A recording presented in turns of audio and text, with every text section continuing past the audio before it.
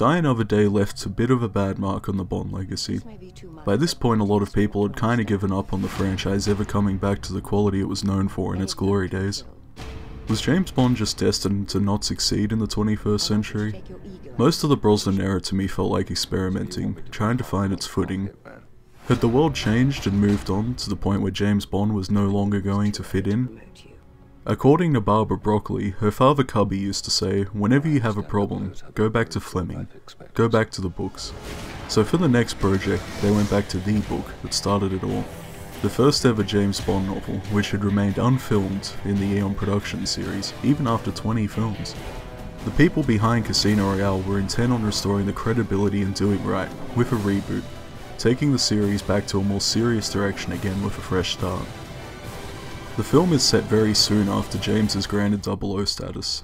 He is tasked with stopping Le Chiffre, a banker for terrorist organizations who is taking part in a high-stakes poker game, Casino Royale, to recover money he lost during a failed plot. Bond is paired with Vesper for the assignment, an agent posing as his wife. James must enter and win this poker tournament and stop Le Chiffre from obtaining even more funds. Daniel Craig was cast as 007, a somewhat controversial decision when first announced, as many people didn't feel he reflected their idea of what James Bond was all about. Many people still feel that way, but I have to say, he pulls off the part well. He's certainly not Connery, but he was never meant to be. To me, he fits very well with the direction they took. Martin Campbell, the director of GoldenEye, returned to direct this installment. He was the perfect man to do it, since he previously brought Bond into the 90s. The style is gritty, probably more so than the Dalton era of Bond. It's got a well-executed plot that keeps you engaged on what's going on. But on top of that has some truly impressive action sequences, never sacrificing one for the other like so many films tend to do.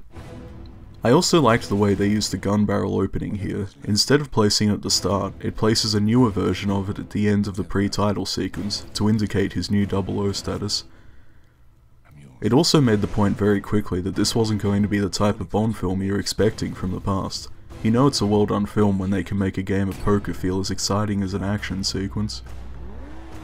It gets you invested in the people and situation you're watching, something the last few films had lost sight of and couldn't quite deliver on.